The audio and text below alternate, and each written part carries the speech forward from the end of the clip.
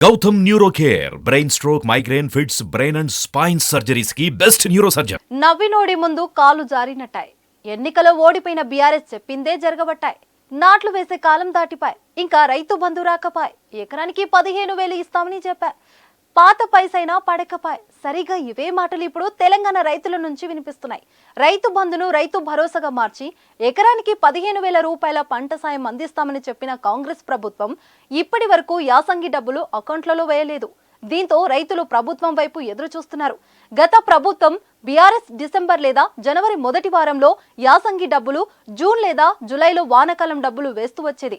కానీ ఈసారి ప్రభుత్వం మారటంతో కొత్త ప్రభుత్వం రైతు బంధు ఎప్పుడు వేస్తుందో అర్థం కాని అయోమయం పరిస్థితి ఏర్పడింది. నిజానికి ముఖ్యమంత్రిగా ప్రమాణ స్వీకారం చేసిన వెంటనే రైతుల ఖాతాలో డబ్బులు వేయాలని రేవంత్ రెడ్డి ఆదేశాలు జారీ చేశారు. కానీ ఖజానాలో అంత డబ్బు లేదని, రైతులందరికీ పంట సాయాన్ని ఒకేసారి అందించలేమని ఆర్థిక శాఖ చావు కబురు చల్లగా చెప్పింది.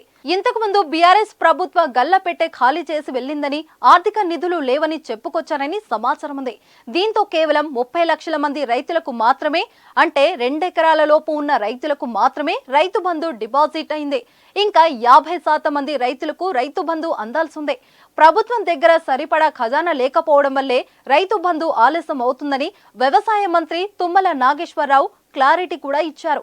రైతు బంధు సాయాన్ని కొన్ని రోజులు నిలపకపోతే ఉద్యోగులకు జీతాలు ఇవ్వటం కష్టమవుతుందని ముఖ్యమంత్రి రేవంత్ రెడ్డి కూడా చెప్పినట్లు ఆయన గుర్తు చేశారు. అందుకే తొలి విడత 2 ఎకరాల లోపున్న 30 లక్షల మంది రైతులకు రైతు బంధు అందించిన ప్రభుత్వం ఈ నెలాఖరులోపు, అంటే జనవరి 31 లోపు మిగతా రైతులకు కూడా రైతు బంధు అందజేస్తామని చెప్పుకొచ్చారు. అంటే మంత్రి వ్యాఖ్యలను బట్టి జనవరి 31 వరకు రైతు బంధు డబ్బులు వచ్చే అవకాశమే లేదని అర్థమవుతుంది. అంతేకాదు, ఒకవేళ రైతు బంధు వేసినా ఎంత వేస్తారు, ఎకరానికి ఇంత వేస్తారనే ప్రశ్న కూడా రైతులను వెంటాడుతుంది. ఇప్పటికున్న సమాచారం ప్రకారం గత ప్రభుత్వం అందించినట్టే ఎకరానికి 5,000 చొప్పున రైతు బంధు వేస్తారని, పాత పద్ధతిలోనే డబ్బులు డిపాజిట్ చేస్తారని తెలుస్తుంది. 2 ఎకరాల లోపు డబ్బులు అందుకున్న రైతులు కూడా పాత పద్ధతిలోనే డబ్బులు డిపాజిట్ చేస్తారు. దీంతో మిగిలిన 50% మంది రైతులు కూడా అదే పద్ధతిలో డబ్బులు వేస్తారని తెలుస్తుంది.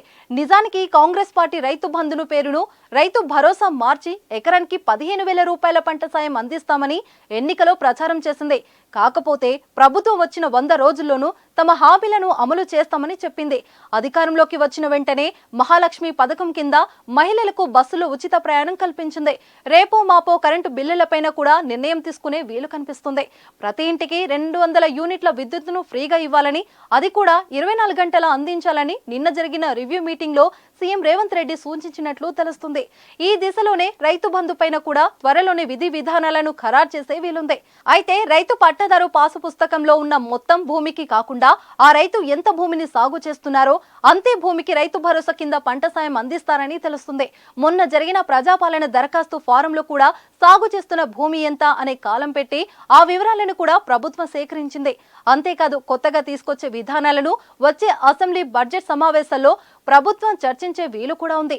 ఇవన్నీ చూస్తుంటే ఒక్క విషయం మాత్రం చాలా స్పష్టంగా అర్థమవుతుంది. యాసంగి పంటకు పాత ప్రభుత్వం ఇచ్చిన ఎకరానికి 5,000 ఆర్థిక సాయాన్ని కొత్త ప్రభుత్వం కూడా అందిస్తుందని తెలుస్తుంది. మిగిలిన 50% మంది రైతులకు రైతు బంధు అందాలని అంటే జనవరి 31 వరకు వేచి చూడాల్సిందే అని తెలుస్తుంది. కాంగ్రెస్ ఇచ్చిన ఎకరానికి 15,000 ఆర్థిక సాయం మాత్రం వచ్చే వానాకాలం పంట నుంచే అమల్లోకి వస్తుందని తెలుస్తుంది.